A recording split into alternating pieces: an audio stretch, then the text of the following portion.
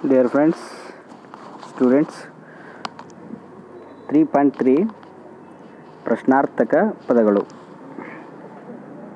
In English, interrogative words. See, often interrogative or questioning words are used in communication. In English, they are what, why, when, where, who, whom, and how. They are sometimes called WH words because in English most of them starts with WH. In Kannada, the words enu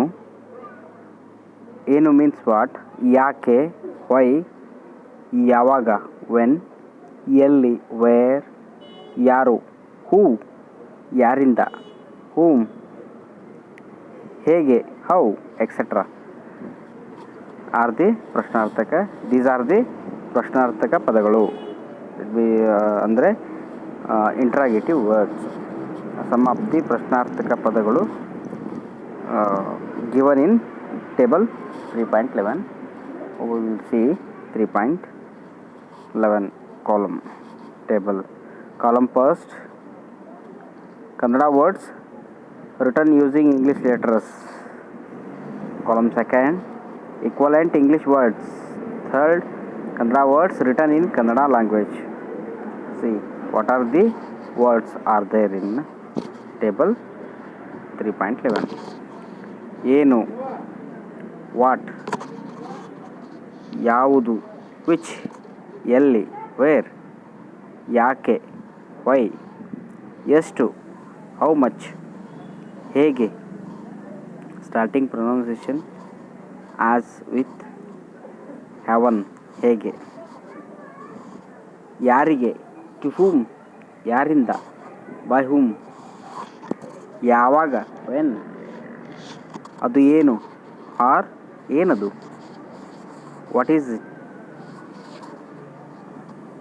These are the ಪ್ರಶ್ನಾರ್ಥಕ ಪದಗಳು, interrogative words. Next,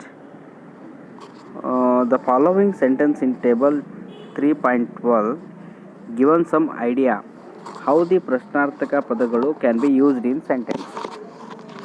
How the WH words or interrogative words can be used in sentences. See table 3.12. Kannada sentence written using English letters. Equivalent English sentences. And third column, Kannada ವಾಕ್ಯಗಳು written in Kannada language. This is third column, Kannada scripts. Second column, English sentences, English language. First column, Kannada sentences written in English letters. See, ಇದು ಏನು, what is this, ಈಗ ಎಷ್ಟು ಗಂಟೆ, what time is it. ನಿನ್ನ ಹೆಸರು ಏನು, what is your name. ನೀವು ಎಲ್ಲಿ ವಾಸಿಸುತ್ತೀರಾ, where do you live. ನೀವು ಹೇಗೆ ಹಣ ಪಾವತಿ ಮಾಡುತ್ತೀರಿ, how do you want to pay. ನಾನು ಒಳಗೆ ಬರಬಹುದೇ, can I come in. ನನಗೆ ನಾನು, ನಿನಗೆ ನಾನು ಗೊತ್ತೇ, do you know me. ನಾನು ನಿಮಗೆ ಸಹಾಯ ಮಾಡಬಹುದೇ, can I help you. ನೀವು English ಮಾತನಾಡುತ್ತೀರಾ, do you speak English. ಅರಮನೆ ಇಲ್ಲಿಂದ ಎಷ್ಟು ದೂರ ಇದೆ, how far the palace is from here. ಅದು ಎಷ್ಟು ದೊಡ್ಡದು? How big is it? These are the table 3.2 sentences. Table 3.11 WH words. Now solve the exercises. We can concentrate on exercises. First exercises 12th. Identify the Kannada ಪ್ರಶ್ನಾರ್ಥಕ ಪದಗಳು in first column of the table. 3.13 and write same using English letters in the last column.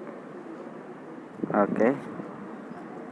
See, first column Kannada sentence written using English letters. Okay, Kannada sentence written using English letters. Okay. Second one equivalent English, the English letters, English sentences. Third one Kannada ವಾಕ್ಯಗಳು, Kannada sentence, Kannada ವಾಕ್ಯಗಳು written in Kannada language. Fourth one write the Kannada ಪ್ರಶ್ನಾರ್ಥಕ ಪದಗಳು using English letters. English ಲೆಟರ್ನ use ಮಾಡಿ ಕನ್ನಡ ಪದಗಳನ್ನು 4ನೇ ಕಾಲಮ್ನಲ್ಲಿ ನಾವು ಬರಿಬೇಕು, ಉತ್ತರಿಸಬೇಕು. ಒಂದು ಎಕ್ಸಾಂಪಲ್ ಕೊಟ್ಟಿದ್ದಾರೆ. ಅವರು ಯಾರು? ಹೂ ಇಸ್ ದ್ಯಾಟ್? ಆನ್ಸರ್ ಈಸ್ ಯಾರು. ಪ್ರಶ್ನಾರ್ಥಕ ಪದಗಳು ಆಗಿದ್ದರಿಂದ ಡೈರೆಕ್ಟ್ ನಾವು ಕ್ವಶನ್ ಬರುವ ಪದವನ್ನು ಇಲ್ಲಿ ಬರಿಬೇಕು. ಅವರು ಯಾರು? ಯಾರು means who is that? WH word who, ಯಾರು. ಸೆಕೆಂಡ್ ಒನ್ ಅವರ ಹೆಸರು ಏನು? What is his name? What is his name? Answer is what, ಏನು. ಆನ್ಸರ್ ಈಸ್ ಏನು. ಥರ್ಡ್ ಮೈಸೂರು ಎಲ್ಲಿ ಇದೆ? Where is Mysore? Answer is where. ನೀವು ಯಾರು? Who are you? Answer is ಯಾರು. ನಿಮ್ಮ ಹೆಸರು ಏನು? What is your name? ಇಲ್ಲಿ ಆನ್ಸರ್ ಏನು. ಅವಳ ಹೆಸರು ಸುನೀತಾನ. Is her name Sunita?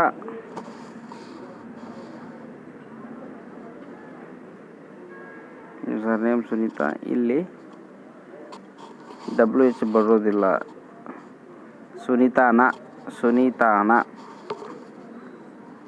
Answer is ಸುನೀತಾನ.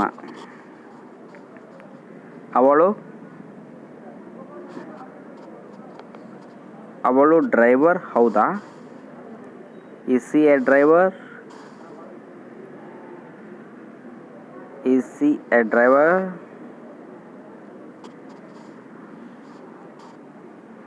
ಇದು ಕೂಡ ಪ್ರಶ್ನೆ ಇದೆ, ಬಟ್ ಇಲ್ಲಿ ಆನ್ಸರ್ ಮಾಡೋದು ಸ್ವಲ್ಪ ಕಷ್ಟ ಆಗುತ್ತೆ.